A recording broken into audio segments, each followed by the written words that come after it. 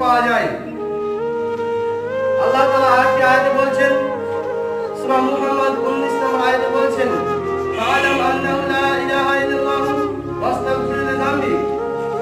আল্লাহ তাআলা বলছেন, ফাআলাম আন্নাহু, অতঃপর তুমি জেনে নাও, লা ইলাহা ইল্লাল্লাহ, আল্লাহ ছাড়া কোনো মাবুদ নেই। আমাদেরকে জেনে নিতে হবে যে আল্লাহ ছাড়া কোনো মাবুদ নেই, আল্লাহ ছাড়া কোনো দ্বিতীয় মাবুদ নেই। এই কথাটিকে আমাদেরকে বিশ্বাস করতে হবে।